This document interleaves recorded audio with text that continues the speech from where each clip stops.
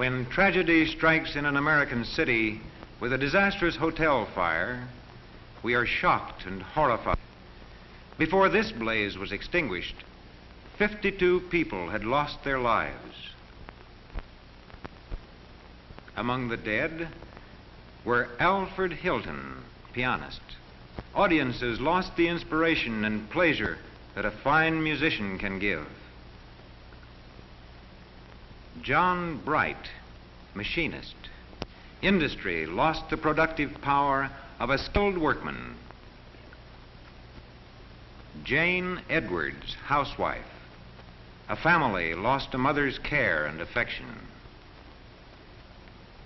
These people lost their lives, and the world lost their skill, their artistry, and their services. Fires and other catastrophes are dramatic events which attract wide attention. But we ignore the less spectacular but continuous wastage and erosion of our population. Every day we are tragically wasting our human resources by failure to provide for healthful and effective living. Wastage of human resources occurs at all age levels, but infancy is an especially hazardous period. In a single year, the United States has recorded over 60,000 infant deaths in the first month of life. In the next 11 months of life, over 40,000 more infant deaths. Adding the number of stillbirths would bring the figure to over 180,000. These infant deaths could be cut in half if the available health and medical knowledge bearing on infant and prenatal care were widely applied. Next to infancy, childhood is the most hazardous period of life. In these years, children are exposed to many dangers of the physical environment. These dangers cause by far the greatest number of deaths in the childhood years. Accidents like this that kill and cripple thousands of children every year are caused by carelessness and inadequate safety precautions. They are almost all preventable, and so are diseases like pneumonia and influenza, which also take a heavy toll in sickness and death among this age group. Most of these losses, too, could be avoided by early use of preventive measures and better medical care. And various diseases which attack growing children and hamper their normal development. Their childhood is robbed of happiness and blighted by physical disaster.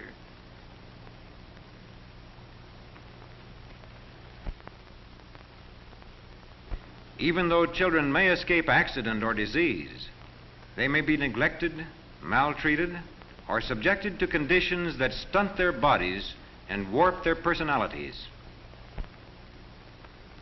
After the childhood years with their attending hazards, boys and girls face the transition to adolescence.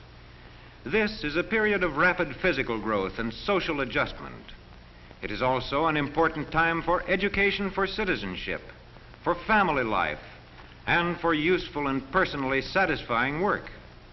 Yet, many youths, especially in rural areas where schools are often poor, are denied the opportunity for essential education.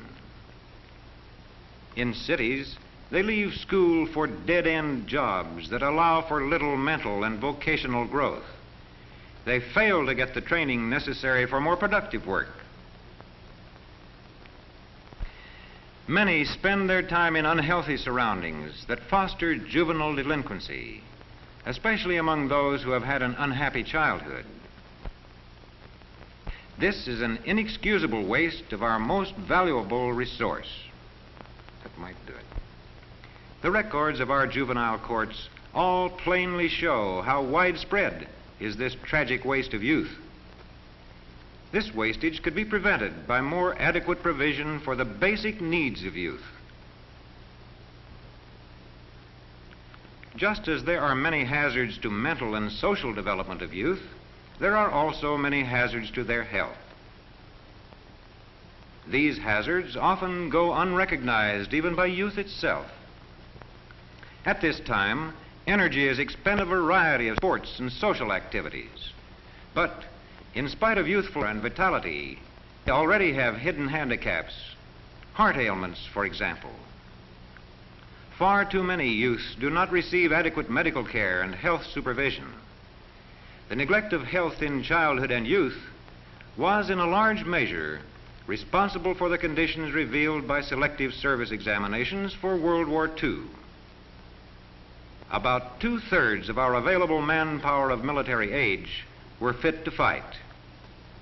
The other 1/3 was rejected or later discharged for nervous and mental disorders, muscular and skeletal defects, venereal disease, hernia, heart diseases, ear, nose, and throat disorders, poor eyes, tuberculosis, and other causes. And these were the findings with a group of men at the most vigorous time of life.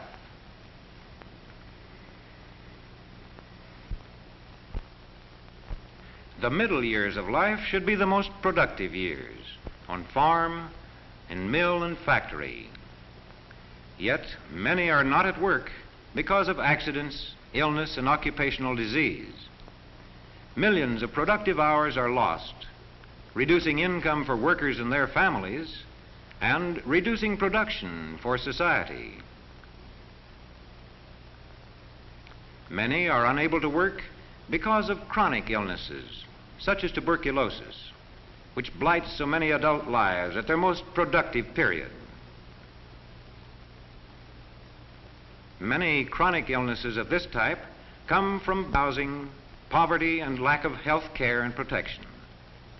These adverse conditions, dangerous as they are for the men who work in the mills and factories, threaten even more the health of women in the home.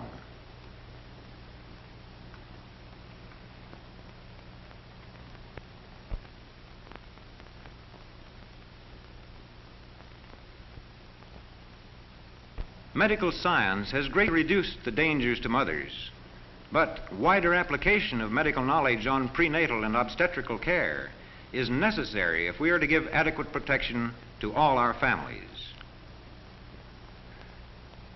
While the energies and skills of a nation's people are its vital resources, often they are wasted by unemployment and involuntary idleness. This not only deprives society of services, but also robs workers of income needed for their families and undermines their self-confidence.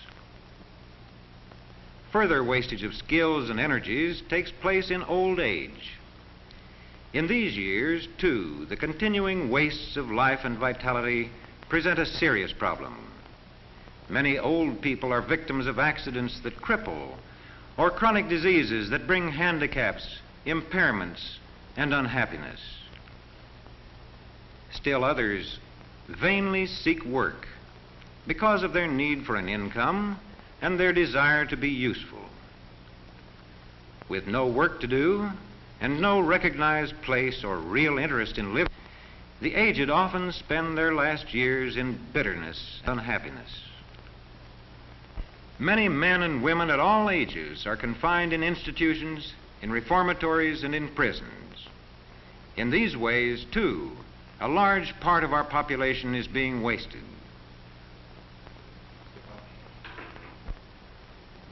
Temporarily or permanently in custody, they are cut off from normal social and economic life.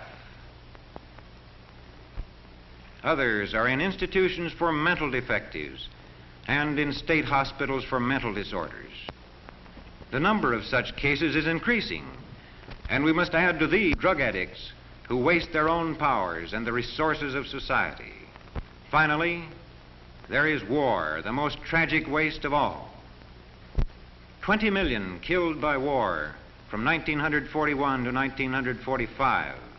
50 million like these disabled. Uncounted millions of the world uprooted and displaced.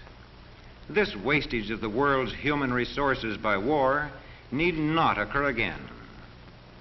One of the most cherished documents of our democracy proclaims the inalienable rights of all men to life, liberty, and the pursuit of happiness.